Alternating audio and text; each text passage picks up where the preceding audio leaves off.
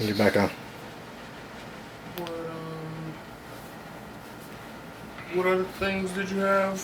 Or you have some questions for me, or any other topic you want to discuss? We can talk about comedy in general. I had a couple funny stories, I guess. Let's see. So,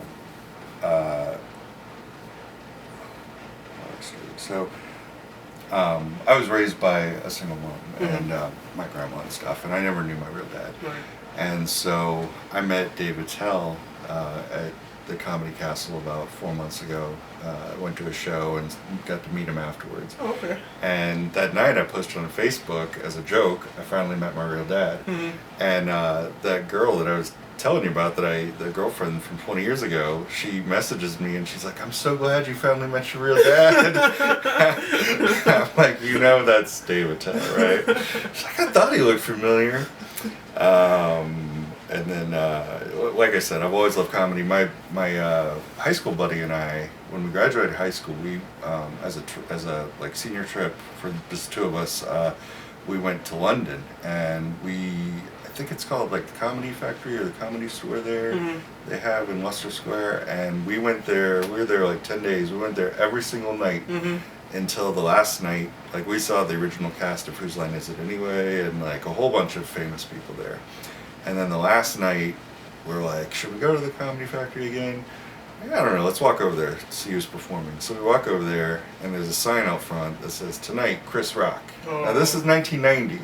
We were like, who the fuck is Chris Rock? We never heard of him. And so we didn't go. And then 6 months later, he's the biggest thing in the world. So that's like my big regret in comedy. So. Oh, man. You could have been his writer, man. I could have, man. I could have. It's not too late, Chris. Call me.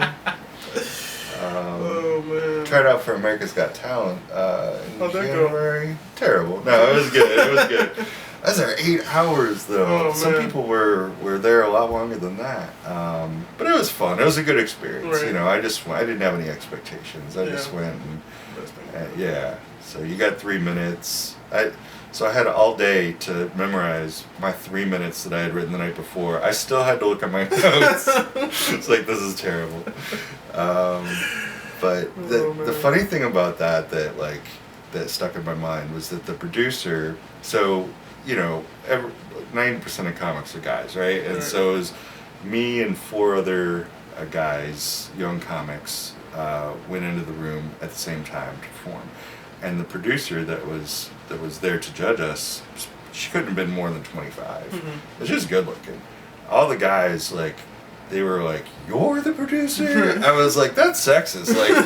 Like I understand, but like, you can't. I don't know. It's just like subtle sexism. Right. Yeah. I felt like, but anyway, so it was a fun time.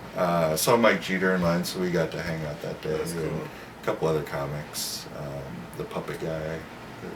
Yeah. He was there. Does the weather on Facebook? Yep. Yeah. Greg Sure, yeah. Yep. Yeah, he's funny. Oh, man. So, I wanted to ask you about stand-up. I've never done it before, but it seems very fun. oh, you heard the premise about it? Yeah. How it works? Yeah. And how did that make you feel? It makes me feel nervous. That's how you're gonna feel the whole time. It's pretty weird. I feel like it's a good environment for those spontaneous super laughs, you know, like those nervous Twitters, and then like something funny just happens spontaneously. And, Yeah, sometimes. You know, Sometimes. okay. Sometimes it's a lot of just quietness. And some people write premises that you like, I don't know what this is. Like, or, you know, I don't know. It's pretty weird. So, you gotta. But it's always fun. Okay. So, I suggest you, highly suggest you. I will check it out. Definitely. Alright, I got one last question for you. Sure. It's very important. Maybe. How do you feel about gentrification? I was at a Detroit City Football Club game last weekend. Oh. down at Keyworth Stadium in Hamtramck. Hamtramck? Yeah, okay. And I personally gentrified that stadium. So, as someone who's done it, I can tell you it feels great. Feels great? Yeah. I'm just kidding. I feel like it's gentrified. I think the Motor City Casino food truck being there with the chefs in all white and the red chef hats, I think that gentrified it a little bit more than me. But yeah, it felt like I don't know if you have kids or anything. No. So there's a show on Cartoon Network. Cartoon Network is getting really hip lately. Yeah. There's a show on it called We Bear Bears. Okay. And it's about these 3 bear brothers, and they are hip as can be. They're on Twitter, like they're in the cartoon, like they're eating at food trucks. They're like they're trying to either have like follower contests, and they are hip. And so like that's all I can think of when I walk up and there's like 12 food trucks in the stadium, you know. And I don't know, but it was an interesting time. But I don't know. I work downtown. It's, you know, I'm from Virginia, and I'll be honest with you. I was a little bit shocked at, you know, Virginia is at least northern Virginia where I lived. It is a complete melting pot. Mm-hmm. I feel like Detroit is more segregated, and there's more, you know, there's just a little bit. You know, they haven't caught up maybe to the East Coast. Right. I'm going to sound like an East Coast elite liberal. But I was just a little surprised. So when I very first moved here, and like my wife's family, like some of them found out I got a job downtown, they're like, oh man, you got to wear a bulletproof vest downtown. And like, I'm like, what? And I was like scared. And I've worked in there for 9 years now. Right. Never had anybody say one word to me. I feel like, you know, the safest person on the planet when I'm walking. So I don't know.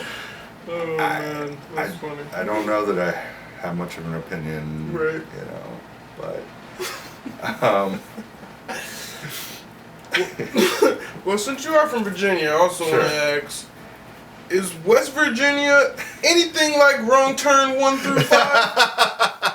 My brother went to University of West Virginia, and one time I was going to visit him, and I got off on a small little exit to get gas, and there was a guy there, and I don't know what his sign said. I was driving too fast to see his sign, but he's just a local redneck staying on the side of the road by himself. With nobody around, with a big cardboard sign, and it had swastikas on it. Oh my god. And I was like, I'm gonna go to the next exit. So that is really my only like bad story about West Virginia. Yeah, about West and that's Virginia. exactly what I think about West Virginia. So I'm glad you told me that. Todd Barry has a great joke about the South. He's like, people, because he's from New York, and so he's like, yeah, people find out that I did a show in Alabama, and they're like, oh, what was that like? He's like, you know, a microphone stage. He's like, oh, I know what you want to hear. Well, I rode into town on a mule, and the Grand Wizard of the KKK picked me up at the airport, and but no. So West Virginia is, I believe it is worse than Virginia. I don't know. Just from my experience at one exit. I'm gonna live off that then. Well, thank you very much for joining us, Josh. Thank you for having me. Appreciate it. Thank you. So, all right. All right. Cool. Cut.